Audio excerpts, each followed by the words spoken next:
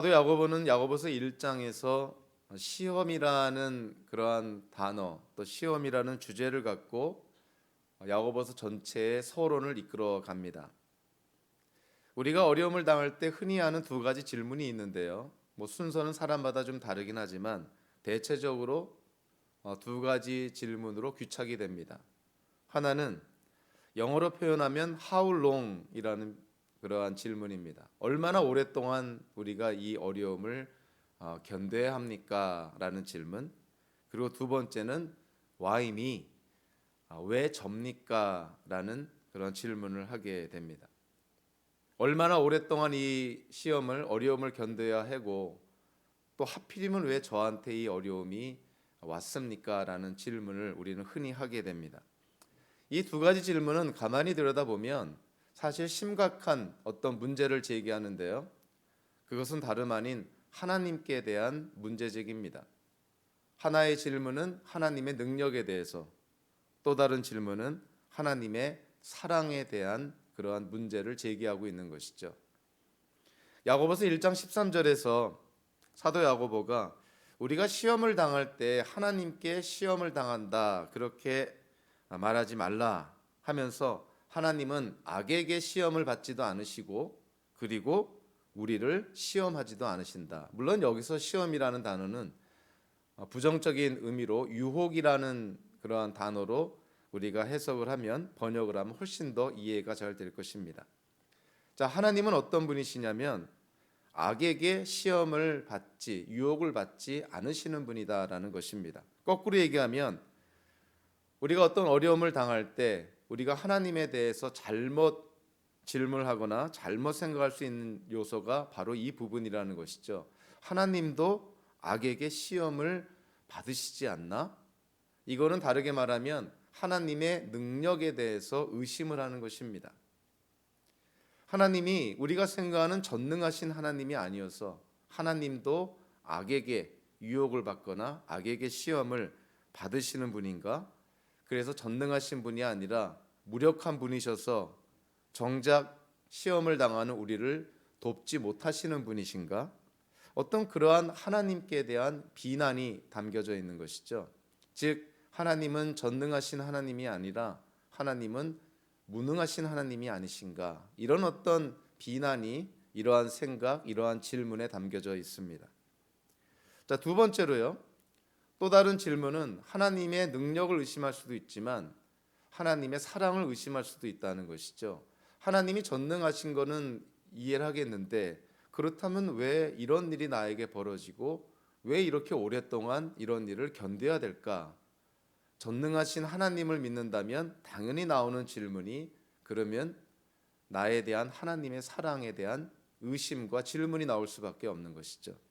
즉 하나님의 사랑을 의심하게 된다는 것입니다. 그러니까 사도 야고보가 지금 이 야고보서를 읽고 있는 그 당시의 기독교인들에게 그들이 처한 상황 속에서 이런저런 모양의 어려움을 겪고 있고 시험을 당하고 있고 고난을 당하고 있던 그들에게 절대로 이러한 생각, 이러한 질문을 해서는 안 된다는 것이죠. 즉 하나님께 대한 오해를 하면 안 된다는 것입니다. 하나님의 능력과 하나님의 사랑을 의심하거나 또는 그와 같은 하나님의 능력과 의심을 왜곡하거나 오해해서는 절대로 안 된다는 것을 사도 야고보가 특별히 강조를 합니다. 우리가 어려운 상황에 오래 머물다 보면 우리 마음은 어쩔 수 없는 우리의 그 불완전함과 연약함 때문에 우리의 감정은 상하기 마련입니다.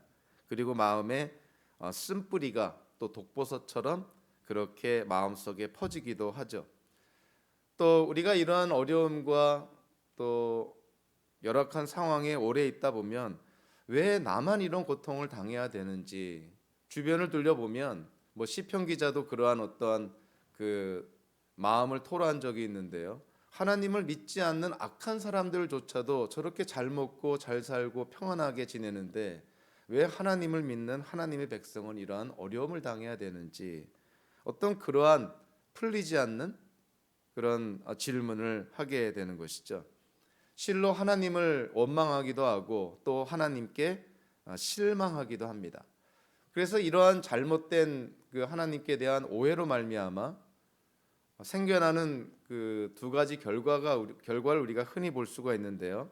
첫째는 어떠한 기독교인들은 이러한 상황 속에서 점점 위선적으로 변해갈 수가 있다는 것이죠.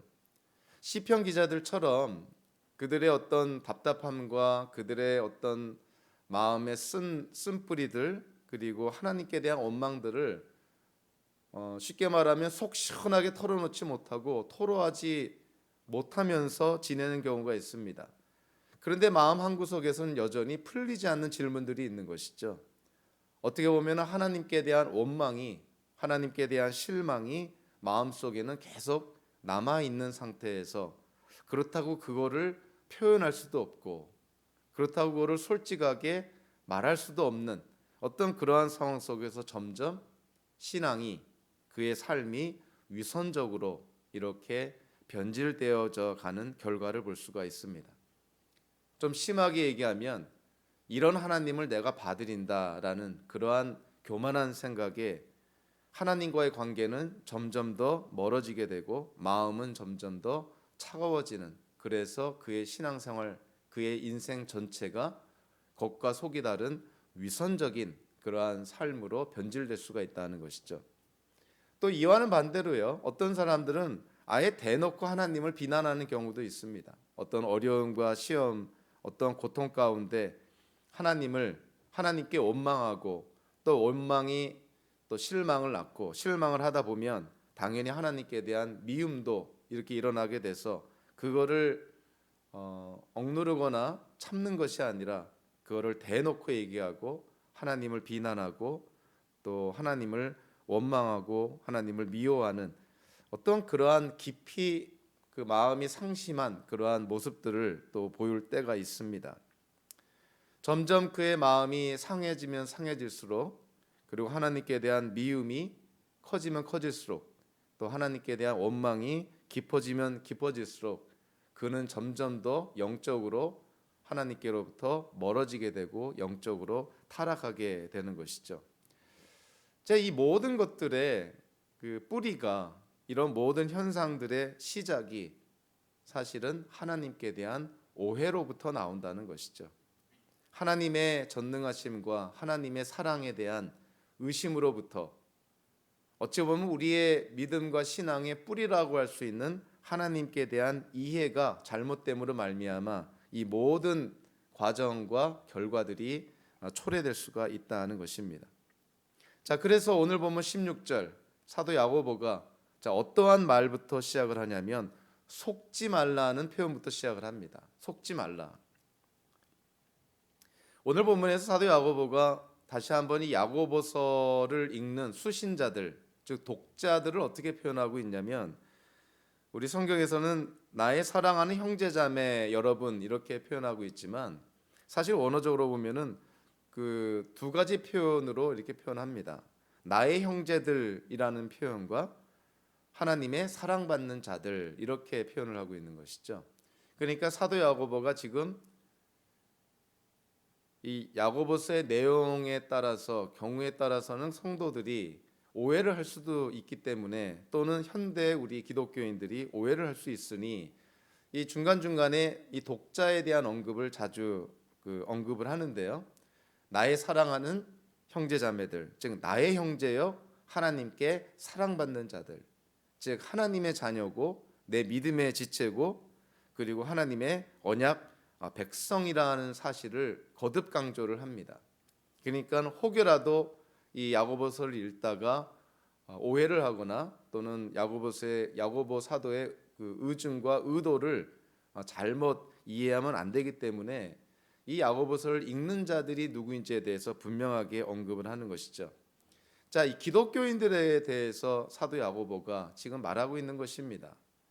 즉 속지 말라 하는 것은 기독교인들조차도 속을 수가 있다는 것이에요.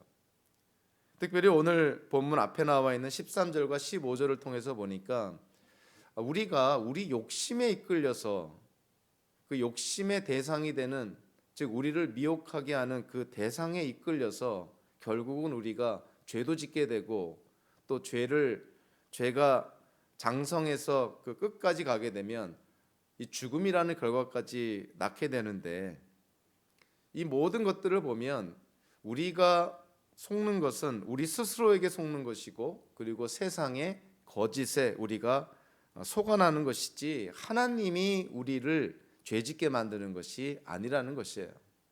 그러니까 사도 야고보는 지금 어려움 가운데 있는 기독교인들에게 하나님을 원망하지 말고 우리 자신 안에 있는, 혹이라도 우리를 죄 가운데로 이끌어갔던, 실족하게 만들었던 우리의 잘못된 그런 욕심이나 우리에게 어떠한 그런 유혹이 되는 대상이 있는지를 한번 잘 살펴보라는 의미에서 속지 말라고 얘기한 것입니다. 그리고 야고보서 1장의 서문에서 우리가 알 수 있듯이 하나님께서 우리에게 허락하여 주신 살아있는 믿음은요, 어려움 중에도 우리를 인내하게 하고, 그리고 인내를 우리가 끝까지 하게 되면 결국 우리가 하나님 앞에 의로운 사람이 된다, 완전한 사람이 된다. 그러니까 생명을 낳는 어떤 그러한 모습을 보여줍니다. 그런데 참 역설적이기도 한데요, 사람의 욕심에 의해서 죄가 나아지고 또 죄가 장성하고 자라면 죄도 죽음을 낳는다는 표현을 합니다. 죽음이라는 것 자체는 사실은 존재가 끝난다는 것, 그런 의미인데, 죽음이라는 것은 사실은 우리에게 굉장히 부정적인 그런 의미를 주고 있는데요, 사도 야고보가 아주 역설적으로 죽음을 낳는다라는 표현을 씁니다. 그러니까 사람의 욕심이 죄를 낳고 죄가 장성하고 완성이 되면 죽음을 낳는다는 그런 어떤 역설적인 표현을 하는 것이죠. 똑같이 마치 생명이 있는 것처럼 시작이 있고 과정이 있고 결과가 있습니다. 믿음과 인내와 완전한 사람이 되는 것, 그와 유사하게 부정적으로 사람의 욕심과 죄와 죽음, 굉장히 생명력이 있는 것처럼 보이지만 사실은 진짜 생명이 아니고 이거는 가짜라는 것이에요. 사람의 욕심 때문에 죄를 낳게 되고 죄가 자라나서 죽음을 낳는 것은 언뜻 보기에는 생명을 낳는 것처럼 보이지만 사실은 다 가짜라는 것입니다. 그래서 여기에 속지 말라는 것이죠.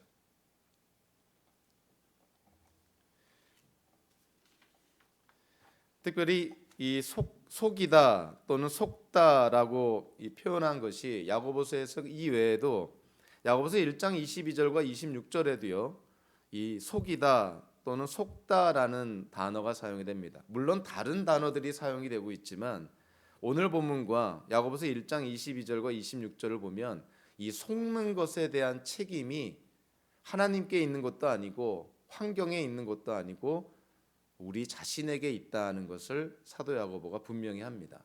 즉 속는 것이 바로 나의 책임이지 다른 사람의 책임이고 환경의 책임이고 더 나아가 하나님을 원망할 대상이 아니라는 것이에요. 그래서 속지 말라 이렇게 얘기를 합니다. 그 속는 것에 대한 책임이 여러분들에게 있다는 것이죠.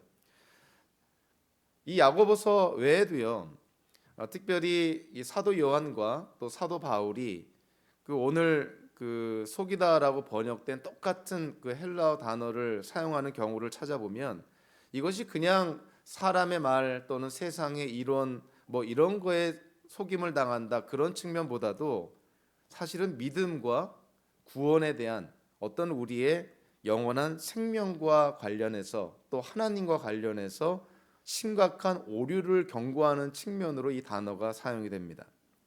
요한일서 1장 8절에 보면 우리가 죄가 없다고 말하면 우리는 자기를 속이는 것이요 진리가 우리 속에 없는 것입니다. 즉 우리를 속이는 자들은 그 안에 복음이 없는 자들의 특징이다. 나 스스로 죄가 없다고 말하는 것은 자기를 속이는 자들이다 하는 것이죠. 사도 바울의 고린도전서 6장 9절과 갈라디아서 6장 7절은 오늘 이 사도 야고보가 쓴 속지 마십시오라는 헬라어 표현과 똑같은 표현을 사용을 합니다.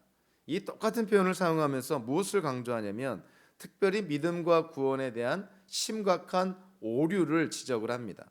고린도전서 6장 9절에는 이렇게 말합니다. 불의한 사람들은 하나님 나라를 상속받지 못하리라는 것을 알지 못합니까? 착각하지 마십시오.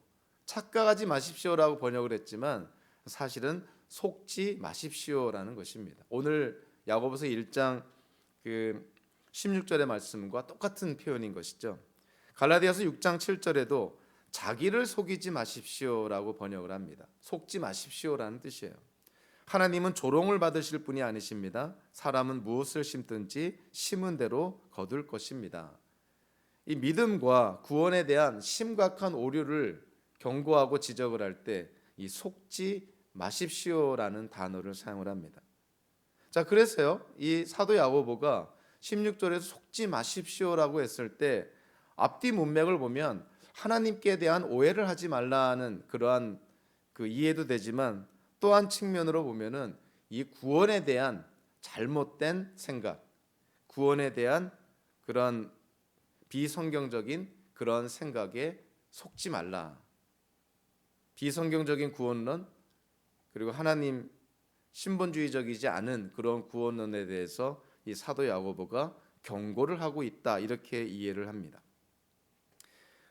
사도 야고보가 갖고 있는 구원에 대한 이해는요, 어디에 기초를 두고 있냐면 사실은 성경에서 계시된 하나님께 기초를 둡니다. 저와 여러분들이 구원에 대해서 어떠한 이해를 하고 있느냐는 우리가 어떤 하나님을 믿고 있느냐, 우리가 믿는 하나님을 어떻게 이해하느냐에 달려 있다고 해도 과언이 아니에요. 왜냐하면 구원이 하나님께로부터 오기 때문에 그렇습니다. 그래서 여러분들이 갖고 있는, 여러분들이 견지하고 있는 구원론, 구원에 대한 이해는 여러분들은 어떤 하나님을 믿고 있느냐, 이 질문에 어떤 답을 하느냐에 달려 있다는 것이죠. 사도 야고보의 그런 구원론, 사도 야고보가 갖고 있는 구원에 대한 이해는 사도 야고보가 알고 있고 사도 야고보가 이해하고 있고 사도 야고보가 확신하고 있는 하나님에 관한 것입니다. 그래서 오늘 본문을 보면 사도 야고보가요, 하나님에 대해서 세 가지를 강조합니다. 첫째는 모든 것의 시작이 되시고 근원이 되시는 분이 바로 하나님이심을 강조합니다.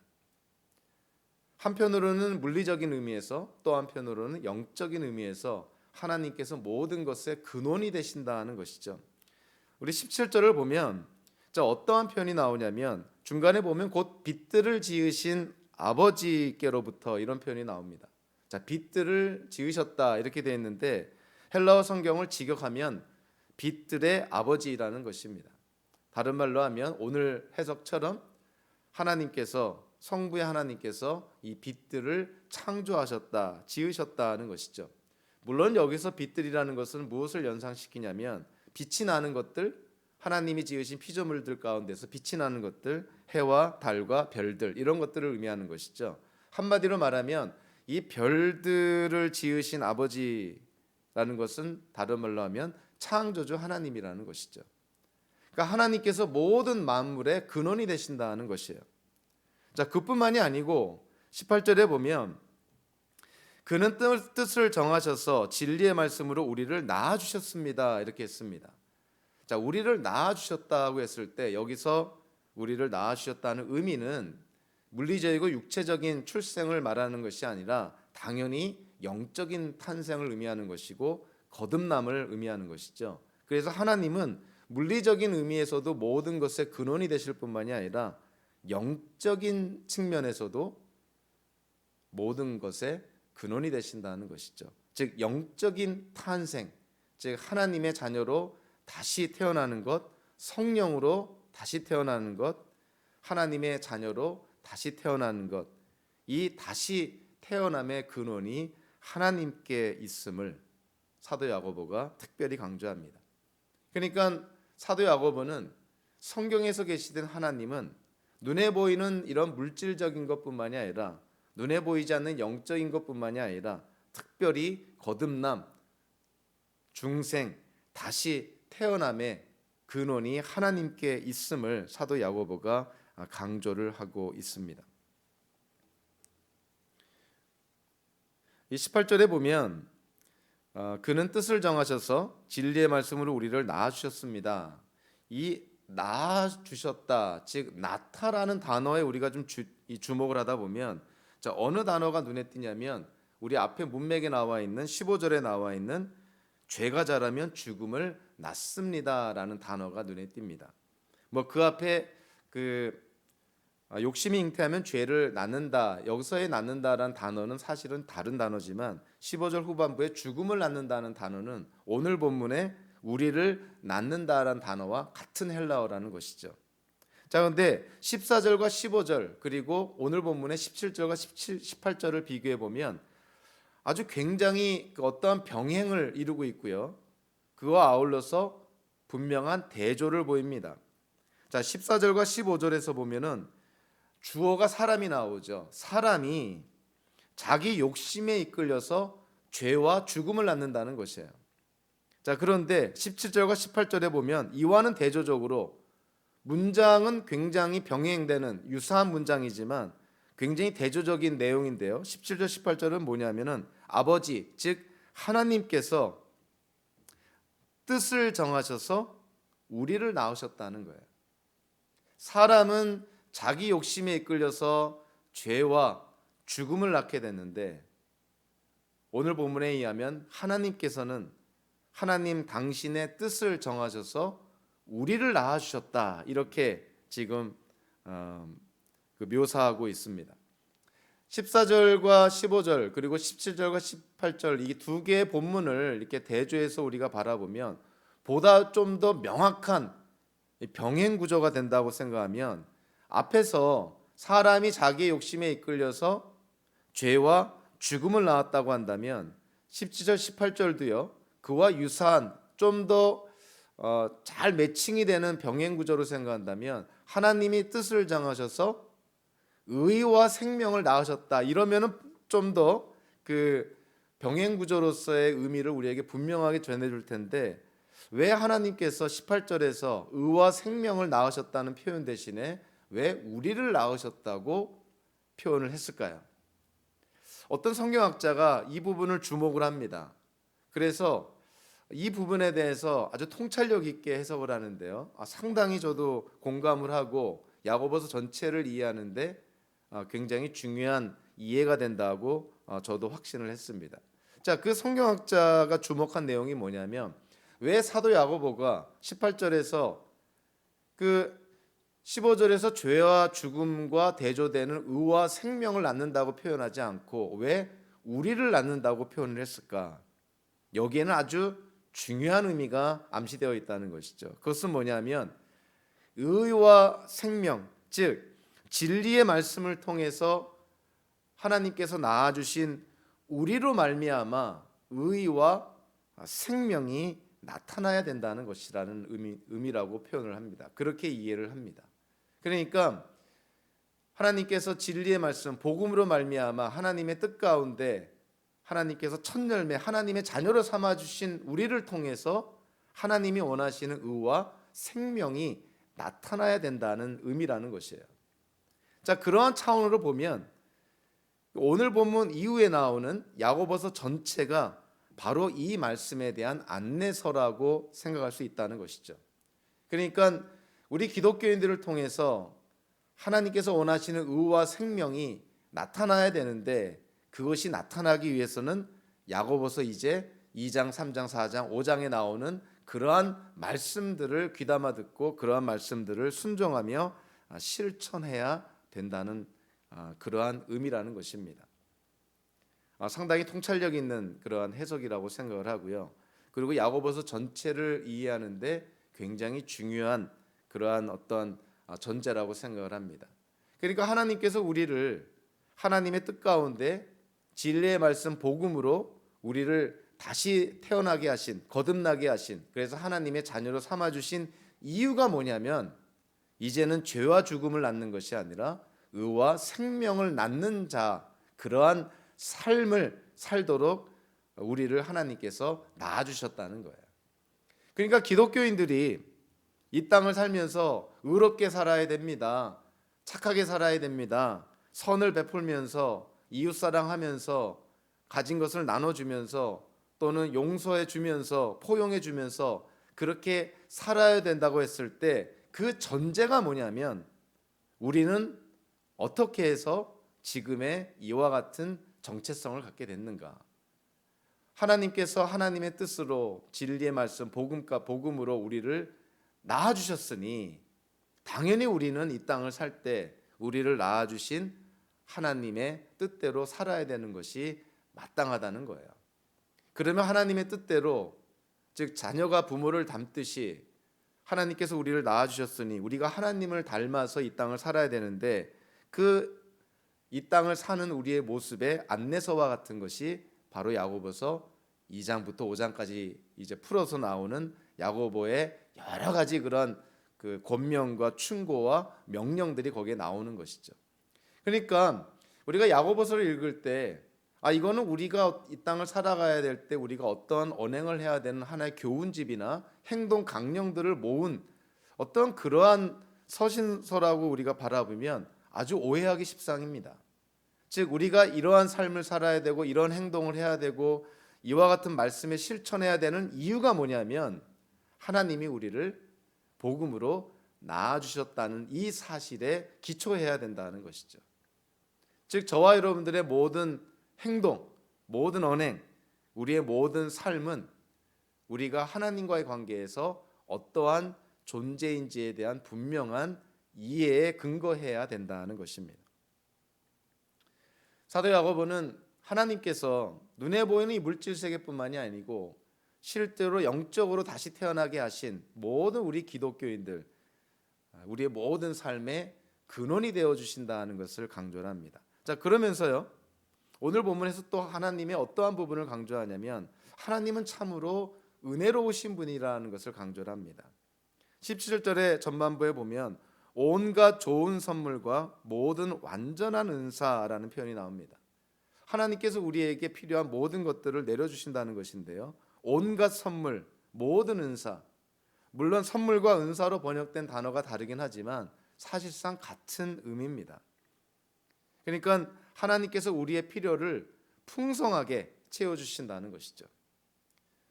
예수님께서도 요한복음 10장 10절에서 도둑은 다만 훔치고 죽이고 파괴하려고 오는 것뿐이다. 나는 양들이 생명을 얻고 더 넘치게 얻게 하려고 한다.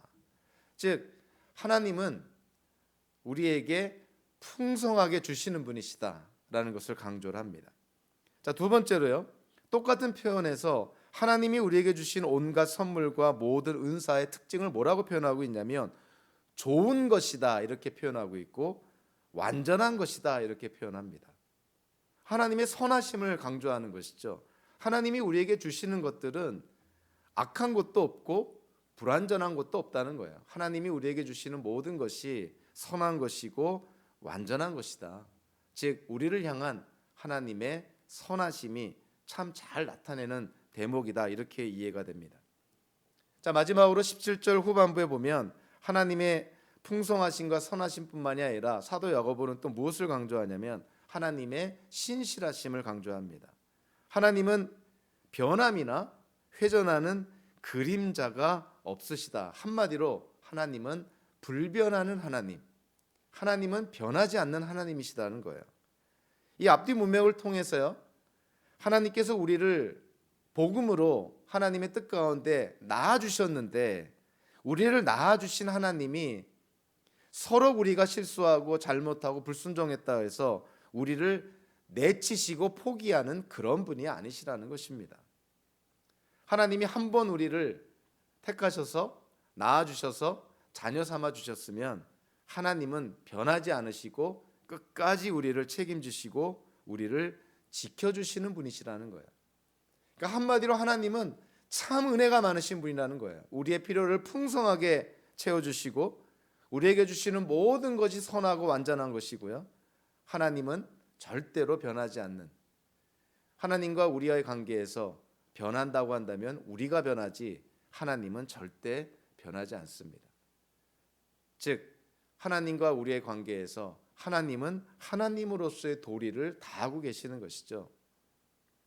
하나님과의 관계에서 도리를 다하지 않는 것은 예외 없이 인간이 그 도리를 다하지 않음으로 말미암아 죄도 짓는 것이고 불순종하는 것이고 하나님의 징계도 받게 되는 것이죠. 야고보 사도는 하나님에 대해서 이해를 하면서요, 특별히 그 그 오늘 본문에서 하나님을 어떻게 묘사하고 있냐면 하나님은 한마디로 말하면 주시는 분이라는 거예요. 하나님은 주시는 분이다. 하나님은 우리에게 뭔가를 요구하시는 분이 아니라 하나님은 우선은 우리에게 주시는 분이심을 사도 야고보가 특별히 강조합니다. 우리가 야고보서를 읽을 때 자칫 잘못 이해를 하면 하나님은 우리에게 요구하시는 분으로 생각을 해요. 이래야 된다, 저래야 된다, 이러면 안 된다, 저러면 안 된다. 성경 전체를 읽으면서 우리가 자꾸만 우리 눈에 밟히는 내용들은 우리가 하기 싫은 거를 하나님이 자꾸 하라 그러고 우리가 하고 싶은 건 하나님이 자꾸만 금하시는 걸 통해서 하나님은 우리에게 그냥 요구만 하시는 분이신가 이렇게 생각을 합니다. 근데 성경 전체뿐만이 아니라 야고보서에서 야고보가 강조한 것처럼요, 하나님은 우리에게 뭔가를 요구하시기 전에 하나님은 주시는 분이라는 것이죠. 하나님은 주시는 분이시다. 주시는 하나님, 그 하나님에 대한 이해가 바로 성경적인 이해입니다. 자, 오늘 본문 앞에만 보더라도 야고보서 1장만 보더라도요, 사도 야고보가 하나님에 대해서 어떻게 묘사하고 있냐면 1장 5절을 한번 보시면 여러분 가운데 누구든지 지혜가 부족하다면 모든 사람에게 아낌없이 주시고 나무라지 않으시는 하나님께 구하십시오. 하나님은 구하는 자에게 아낌없이 주신다는 것입니다. 1장 12절에 보면 시험을 견디어내는 사람은 복이 있습니다. 그 사람은 그의 참됨이 입증되어서 생명의 면류관을 받을 것이기 때문입니다. 그것은 하나님을 사랑하는 사람에게 약속된 것입니다. 즉 하나님이 하나님을 사랑하는 자들에게 주시기로 약속한 생명의 면류관이라는 의미예요. 그러니까 하나님이 약속한, 하나님이 주시겠다고 약속한 생명의 면류관을 우리가 받게 될 것이다. 자, 오늘 본문 보세요. 온갖 좋은 선물, 모든 완전한 은사 위에서, 즉 하나님께로부터, 그거를 풀어서 설명한 것이 곧 빛들을 지으신 아버지께로부터 내려옵니다. 그러니까 우리에게 필요한 모든 것들이 다 하나님께로부터 주어집니다. 그러니까 하나님은 주시는 하나님이시라는 거예요. 자, 그럼 여기에 대해서요, 우리가 자연스럽게 생각해 봐야 될 것이 있습니다. 하나님은 주시는 분이시고 하나님은 주시기를 원하시고 예수님의 표현대로 하나님은 우리가 이 땅을 살면서 풍성함을 누리기를 원하시는데 왜 기독교인들마다 천차만별로 하나님께서 주시는 것을 많이 누리는 사람도 있고 또 전혀 누리지 못하는, 아니 누린다 하더라도 정말 미니멈하게 누리는 경우가 왜 생기는 것일까? 하나님은 변하지 않고 풍성하게 우리에게 주시기를 원하시는데 말입니다. 구원이 하나의 특별한 예가 될 수도 있지만 하나님은 우리에게 구원을 주시는 분이십니다. 근데 그 구원을 우리가 받을 때 우리가 무엇을 통해서 받나요? 구원을 받는 통로가 뭡니까? 이거는 우리의 공로도 아니고 이거는 우리에게 어떤 크레딧을 줄 수 있는 것은 아닙니다. 그럼에도 불구하고 하나님께서 우리에게 주시기 원하시는 그 구원을 우리가 받고자 할 때 구원이 우리에게 주어지는 통로, 채널이 있는 것이죠. 자, 그것이 뭡니까? 그것이 바로 믿음이라는 거예요. 그러니까 믿음이라는 것은 하나님께서 우리에게 주시고자 하는 것들을 받는 일종의 영적 수납기관이라는 거예요. 그러니까 믿음을 통해서 우리가 받는 것입니다. 아무리 음식이 있어도요, 아무리 맛난 음식이 있어도 우리가 입을 벌려서 먹어야 되는 거와 마찬가지예요. 아무리 훌륭한 음악이 있어도 우리가 집중해서 귀를 열어서 그 소리를 들어야 음악의 가치를 아는 것입니다. 하나님께서 하나님의 풍성하심으로 우리에게 많은 것들을, 하나님이 가지신 모든 것들을 주시기를 원하시지만 그 하나님의 풍성하심을 우리가 받아 누리기 위해서 우리가 반드시 갖춰야 될 것이 바로 믿음이라는 것이죠. 그러니까 믿음이 없으면 보물과 같은, 보석과 같은 그런 하나님의 선물을 우리는 눈앞에서 놓치게 되는 것입니다.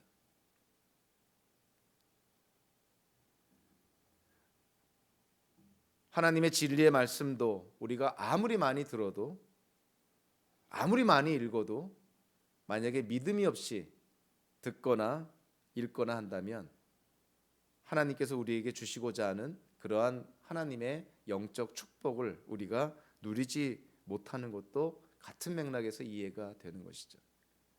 그러니까 믿음이 없다면 아무리 많은 설교를 들어도, 아무리 많은 성경을 읽어도, 아무리 좋은 말을 들어도 그것이 그에게 하등의 유익이 되지 않는다는 것입니다.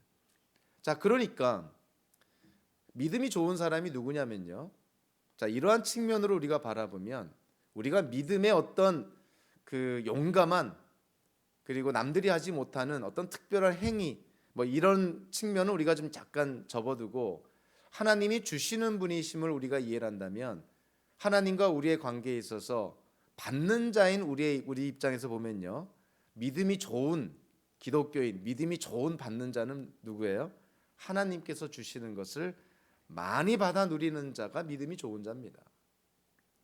만약에 우리가 신앙생활을 하면서 기독교인으로서 이 땅을 살면서 하나님께로부터 받아 누리는 것이 별로 없는 것 같다, 남들은 하나님께 감사하고 감동도 받고 막 은혜가 넘치고 하나님께 영광 돌리고 하나님께 찬양하고 경배하는, 하나님께 많은 걸 받아 누리는 것 같은데, 만약에 내 인생 속에 하나님과의 관계 속에 하나님께로부터 받아 누리는 것이 너무 부족하고 너무 조그만하고 내세울 것도 없고 별로 받는 것도 없다고 한다면 점검을 해보셔야 됩니다.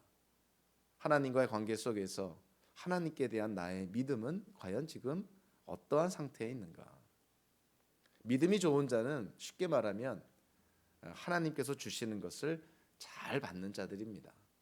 하나님은 우리에게 주시기를 원하시는 분이시지 우리가 가진 것을 빼앗듯이 요구하시는 분이 아니시라는 거야. 그래서 저와 여러분들이 기독교인으로서 이 땅을 살아갈 때 훌륭한 기독교인, 성숙한 기독교인, 정말 하나님이 기뻐하시는 기독교인으로 살아가기 위해서 가장 우선되고 전제가 되어야 하는 것이 뭐냐면 하나님께로부터 많은 것을 받아 누려야 됩니다.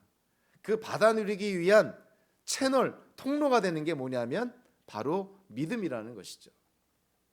그래서 믿음이 좋은 자는 한마디로 하나님이 주시는 것을 잘 받는 자들입니다. 저와 여러분들이 누구에 대해서 얘기할 때 저분은 참 믿음이 좋다 할 때 꼭 고려해야 될 사항은요, 과연 그분이 하나님께로부터 많은 것을 받아 누리고 있는가? 세속적이고 세상적인 기준이 아니라 성경에서 말하는 그런 신령한 축복을 포함해서 하나님 기준에서 우리에게 주시는 것들, 그와 같은 것들을 우리가 과연 잘 받아 누리고 있는가? 그것에 의해서 사실은 믿음이 좋은 또는 믿음이 부족한 어떤 그러한 평가를 내릴 수가 있다는 것이죠. 야고보 사도는 그가 믿는 하나님이 모든 것의 근원이 되신 하나님, 그리고 참 은혜로우신 하나님이심을 설명을 합니다.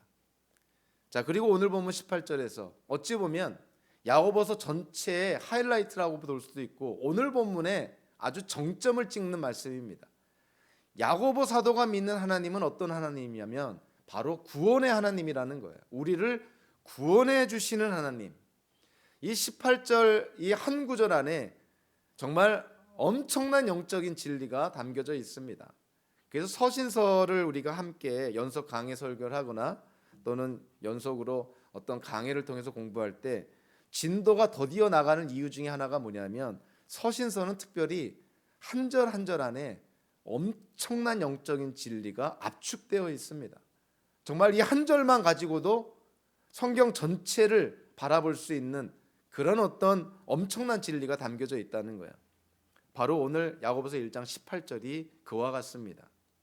자, 구원과 관련돼서 야고보서 18장을 통해서 우리가 한번 살펴보면요, 자, 구원의 근거, 자, 구원이 어디서부터 시작이 되는가? 사도 야고보가 뭐라고 표현합니까? 18절에 보니까 그는 뜻을 정하셔서 이렇게 나옵니다. 여기서 그는 누구겠어요? 하나님이죠. 17절에서는 아버지라고 표현했죠. 하나님 아버지께서 하나님 아버지의 뜻을 정하셔서 우리를 낳아주셨다는 것이에요. 우리가 원해서가 아니라 하나님의 뜻대로 하나님이 뜻을 정하셔서 우리를 낳아주셨다. 자, 성경에서 우리가 영적으로 다시 태어나는 것, 즉 오늘 표현대로 하면 사도 야고보가 우리가 영적으로 다시 태어났다, 하나님이 우리를 다시 낳아주셨다, 이걸 어떻게 표현하냐면요, 예레미야 예언자 같은 경우는 새 마음이라는 표현을 씁니다. 하나님이 우리에게 새로운 마음을 주셨다. 예수님은 니고데모와의 대화에서 뭐라고 표현합니까? 위로부터 난다는 것을 표현합니다. 영적으로 다시 태어나는 거, 거듭나는 거, 이거는 위로부터 태어난다. 유대인들에게 있어서 위로부터는 당연히 하나님으로부터라는 표현인 것이죠. 사도 바울은 다시 태어나는 걸 뭐라고 표현하고 있냐면 새로운 피조물이다, 이런 표현을 씁니다. 그리고 디도서에서 그것을 중생과 성령의 새롭게 하심, 이렇게 표현합니다. 그러니까 성경에서는 우리가 다시 태어나는 거, 영적으로 태어나는 거, 성령으로 태어나는 거, 위로부터 태어나는 거, 새 마음을 갖는 것, 새로운 피조물이 되는 것, 이 모든 것이 사실은 같은 의미인 거예요. 오늘 본문의 사도 야고보가 그거를 하나님께서 뜻을 정하셔서 진리의 말씀으로 우리를 낳아주셨다, 이렇게 표현하고 있습니다. 그는 뜻을 정하셔서, 이게 하나의 분사구문, 영어로 표현하면 ing형인데요, 이 그는 뜻을 정하셔서라는 이 분사구문이 나온 동사가 헬라어 동사 블로마이라는 동사인데, 이건 보통 원한다, 뭐 이런 뜻이 있습니다. 그런데 성경에 보면 오늘 본문뿐만이 아니라 요한복음서 11장 53절처럼 이 단어가 사용될 때 문맥적으로요, 의도하다, 무엇인가를 정하다, 이런 의미로 사용이 됩니다. 요한복음 11장 53절에서 그들은 그날로부터 예수를 죽이려고 모의하였다, 이 모의하였다라는 단어가 오늘 보면 18절에 정하다라는 단어와 같은 단어인 것이죠. 그러니까 하나님이 우리를 복음으로 다시 낳게 하시는 것은 그냥 상황에 의해서 생각지도 않게 의도하지 않은 어떤 일이 그냥 생겨난 것이 아니라 하나님이 의도하신 일이라는 거예요. 그러니까 하나님이 우리를 영적으로 거듭나고 중생하고 새로운 피조물로 만드신 것은 하나님의 의지와 의도라는 것입니다. 여러분들, 구원에 대해서 가장 핵심적이면서 가장 근원적인 것이 바로 이 부분인 것이죠. 예수님께서는 니고데모에게 내가 거듭나지 않으면, 즉 내가 위로부터 나지 않으면 하나님의 나라를 볼 수 없다고 묘사하고 있는데, 사도 야고보는요, 그거를 하나님이 하나님의 뜻을 정하셔서, 즉 하나님께서 의도하셔서, 하나님이 의지를 갖고 의도하셔서 우리를 낳아주셨다, 이렇게 표현합니다. 저와 여러분들이 지금 신앙인으로서, 기독교인으로서, 성도로서 이 땅을 살아간다면 누구에게 가장 큰 공로를, 누구에게 가장 큰 크레딧을 줘야 되냐면 우리의 믿음의 행위가 아니라 우리를 낳아주신 하나님께 우리가 먼저 감사하고 예배해야 된다는 것이에요. 하나님이 우리를 낳아주시기로 정하셨을 때 당연히 그 과정 속에 방법이 있습니다. 하나님은 어떠한 방법으로 우리를 낳아주셨을까? 사도 야고보가 뭐라고 표현합니까? 진리의 말씀으로. 이 진리의 말씀이라는 이 똑같은 표현이요, 신약 성경에서 5번 나옵니다. 야고보서에서 1번 나오고 바울 서신서에서 4번 나오는데요, 이 바울 서신서를 보면 이 진리의 말씀이 무엇을 의미하는지 아주 명확하게 묘사가 됩니다.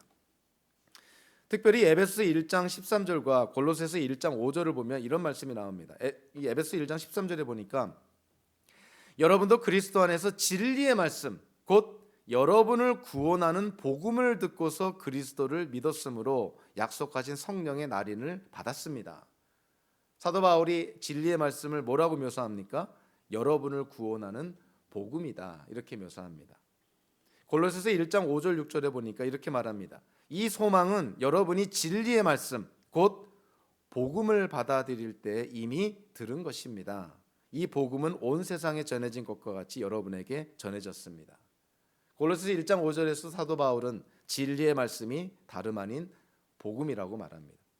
사도 야고보가 하나님이 의도하시고 정하셔서 우리를 하나님의 자녀로 다시 낳아주셨는데 그 방법이 뭐냐면 바로 진리의 말씀, 복음이라는 것이죠.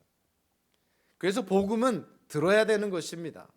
그렇기 때문에 먼저 구원받은 자들이, 기독교인들이 왜 세상에 나아가서 사람들에게 복음을 전하고 왜 미전도 종족에 가서 복음을 전해야 되냐면, 복음을 전해야만 그들이 복음을 들을 수 있을 것이고, 그들이 복음을 들을 때 하나님이 구원하기로 작정한 자들이 그 복음을 들음으로 다시 태어나는 역사가 일어나게 된다는 것이죠.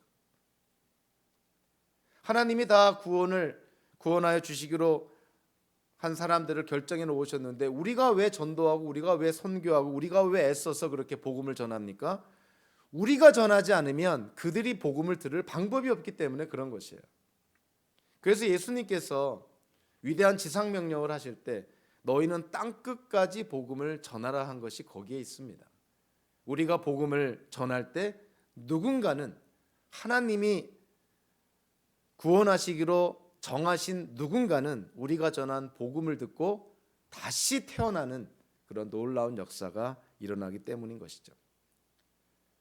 하나님이 뜻을 정하셔서 복음으로 우리를 낳아주셨다.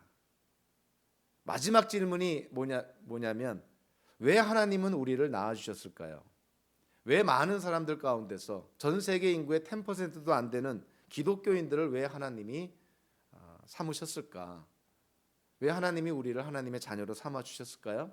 그것이 18절 후반부에 나옵니다. 목적이 나오는 것이죠. 하나님이 우리를 구원하여 주신 목적이 나오는데 18절에 이렇게 말합니다. 그리하여 그는 우리를 피조물 가운데 첫 열매가 되게 하셨습니다.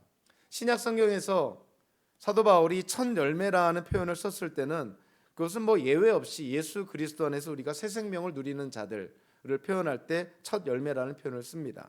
물론 예수님께서 부활의 첫 열매라는 표현을 통해서 예수님께 또 첫 열매라는 그런 표현이 사용되긴 하지만, 기독교인들을 대상으로 첫 열매라는 것은 바로 새 생명을 소유한 자들이란 측면에서 첫 열매를 사용하죠. 근데 사도 야고보가 여기서 첫 열매라는 표현을 했을 때 그것은 구약의 배경에 근거한다고 이해가 됩니다. 자, 구약에서 첫 열매는 어떤 의미로 쓰여졌을까요?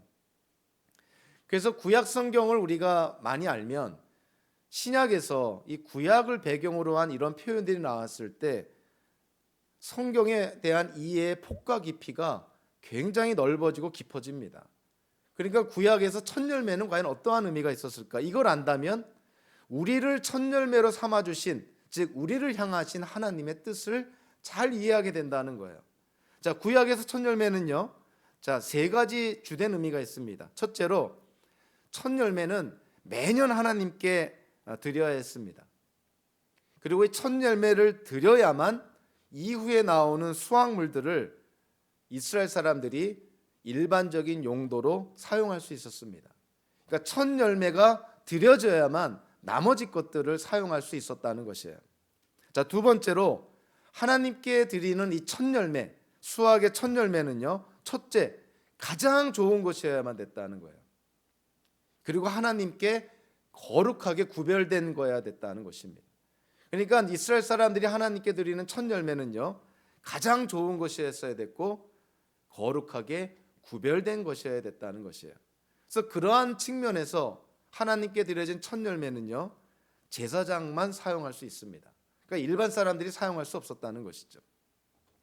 세 번째로, 이 첫 열매를 하나님께 드릴 때, 이 첫 열매가 하나님께 드려질 때 우리에게 주어진 의미가 뭐냐면, 이스라엘 백성들에게도 주어진 의미가 뭐냐면, 하나님께서 하나님의 약속을 지키신다는 것을 증명하는 것이 첫 열매를 드리는 그 행위였다는 거예요.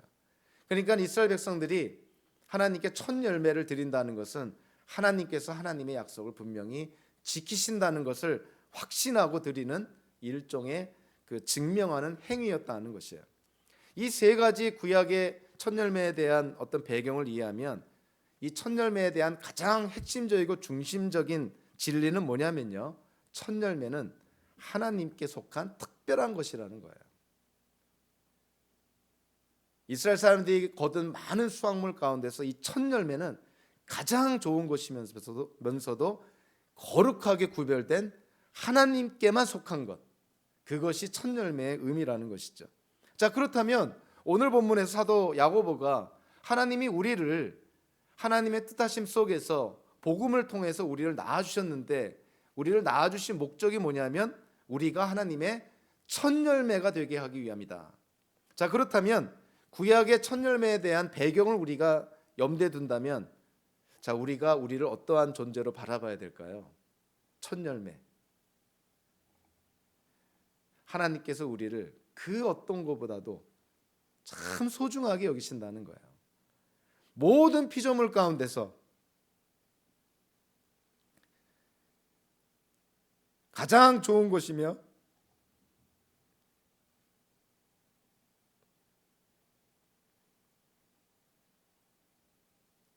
모든 피조물 가운데서 하나님께서 특별하게 구별하여 놓으신 존재, 그것이 바로 저와 여러분들이라는 것입니다.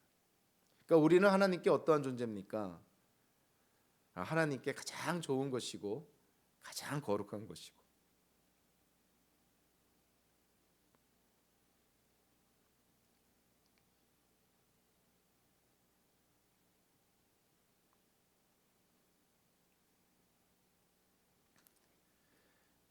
우리들이야말로 이 세상의 어떤 것보다도 모든 피조물들 가운데 하나님께 속한 가장 특별한 존재,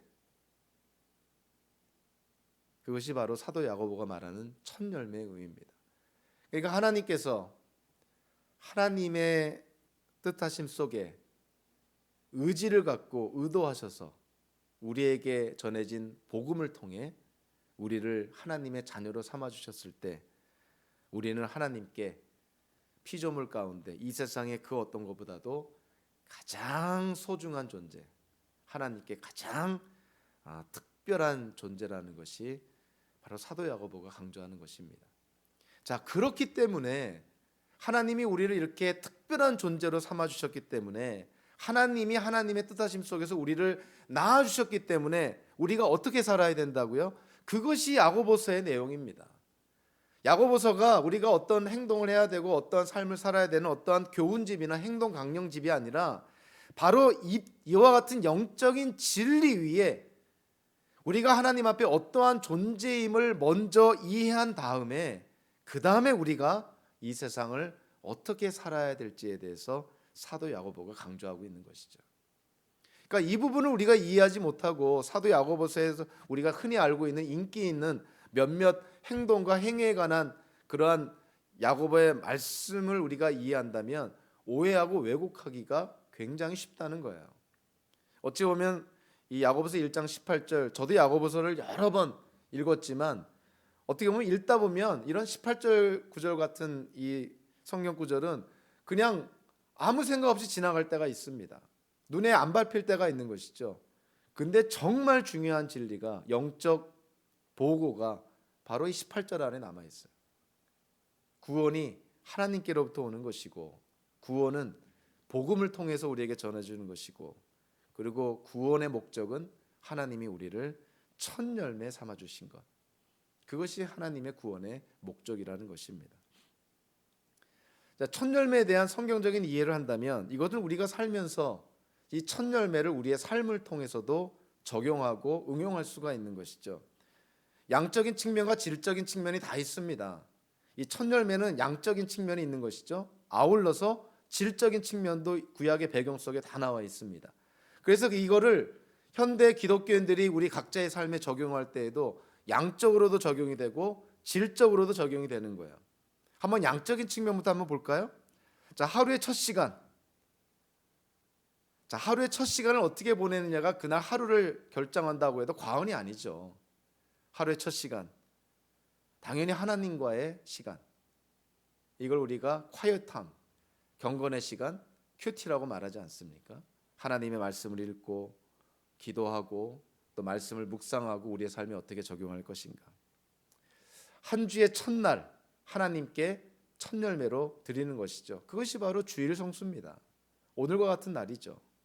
주일 예배를 포함해서 주일 하루를 하나님과 온전히 교류하며 한 주의 첫날 하나님께 첫 열매로 드리는 것.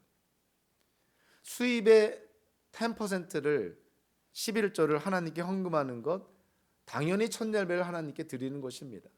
모든 것이 하나님께로부터 왔지만 첫 열매를 하나님께 드림으로 말미암아 이 모든 것이 하나님께로부터 왔음을 고백하는 것이죠. 어떤 분들은 인생의 어떤 특정한 부분, 자기 인생의 10분의 1을 자기가 하던 일을 벗어나서 특별히 하나님을 위해서 따로 시간을 떼어놓고 헌신하는 분들도 있습니다. 이런 어떤 양적인 측면뿐만이 아니고요, 질적인 측면도 바라보면 이 첫 열매가 주는 의미는 굉장히 중요합니다. 자, 우리가 시간이 많아서, 시간이 남아 돌아서 우리가 하나님 나라를 위해서 봉사하고 수고하고 헌신하는 것이 아니죠. 시간이 남아 돌아서 교회에 와서 남들이 안 하는 꾸준히 일을 하고 그러는 것이 아닙니다. 우리에게 어떻게 보면은 소중한 시간을, 어찌 보면 가장 좋은 시간을 하나님을 위해서 내어드리는 것입니다. 이 물질도 마찬가지인 것이죠. 우리가 쓸 거 다 쓰고 하고 싶은 거 다 하고 그리고 남은 것 하나님께 헌금하고 교회에 헌금하고 그런 것이 아니라는 거예요. 우리가 하나님께 드리는 것은 마치 구약의 백성들이 가장 좋은 것으로 거룩하게 구별을 하나님께 드리듯, 우리도 하나님이 주신 물질 가운데 가장 좋은 것 거룩하게 구별하여 하나님께 먼저 드리는 것입니다. 남는 것을, 여분이 있는 것을 드리는 것이 아니라 하나님이 베풀어 주신 모든 것 가운데서 가장 좋은 것, 첫 열매를 하나님께 드리는 그런 질적인 측면이 있는 것이죠. 현대인들에게 있어서 가장 중요한 요소가 아무래도 시간과 돈이라고 생각한다면, 기독교인들이 이 첫 열매를, 성경의 첫 열매의 개념을 우리의 삶에 적용한다고 했을 때 양적인 측면뿐만이 아니라 이런 질적인 측면도 반드시 고려해야 됩니다. 가장 좋은 시간, 가장 귀한 돈, 그거를 하나님께 드리고 하나님의 나라를 위해서 그거를 내어드리는 것, 그것이 바로 첫 열매의 적용이라고 볼 수가 있는 것이죠. 자, 오늘 본문을 통해서 우리는 야고보의 구원론, 우리가 다시 한번 어찌 보면은 새로운 사실일 수도 있는 야고보의 구원론을 깨달았습니다. 우리는 야고보서 하면요, 사도 바울이 특별히 갈라디아서를 중심으로 해서 하나님의 은혜 중심의 그런 구원론과 대척점에 있는 인간의 책임과 인간의 행위를 강조하는 구원론으로 잘못 이해하고 야고보서를 바라보고, 그래서 야고보서를 조금 천대시하는 그런 경향이 없지 않아 있습니다. 그러나 야고보서를 오늘 본문을 통해서 바라보면요, 사도 야고보의 구원론은 절대로 인간 중심적인, 인간 행위에 행위에 기초한 구원론이 아니라는 거예요. 사도 야고보의 구원론도 사도 바울의 구원론과 다를 바가 없습니다. 철저하게 하나님 중심적이고 하나님 은혜 중심적이고 하나님의 주권에 기초한 구원론을 사도 야고보가 말하고 있는 것이죠. 하나님께서 뜻을 정하셔서, 의도하셔서 우리에게 선포된 복음을 통해서 우리를 낳아주셨을 때 이 땅의 그 어떤 피조물보다도, 이 땅의 그 어떤 것보다도 우리를 가장 소중한 존재로 여겨주신다는 것이 바로 사도 야고보의 구원론입니다. 특별히 오늘 보면 이후로부터 나오는 그런 사도 야고보의 여러 명령과 권면과 충고와 꾸중의 그 모든 말씀들을 우리가 대할 때 오늘의 말씀을 결코 잊어서는 안 됩니다. 하나님이 우리를 낳아주셨다는 것, 그래서 우리가 이와 같은 삶을, 이러한 행동을, 이러한 삶의 모습을, 이러한 일상을 살아야 된다는 것을 우리가 꼭 이해하고 적응해야 된다는 것이죠. 야고보의 하나님이 저와 여러분들의 하나님이 되기를 원하고요. 그리고 야고보가 갖고 있는 하나님 중심적인 구원론이 바로 저와 여러분들이 견지하고 붙잡는 그런 구원론이 되기를 원합니다. 그와 같은 이해 속에 저와 여러분들의 매일매일의 삶이 하나님이 주시는 풍성함을 누리며 기쁨과 감사의, 그리고 찬양과 예배의 삶이 되기를 주님의 이름으로 축원합니다. 기도하겠습니다.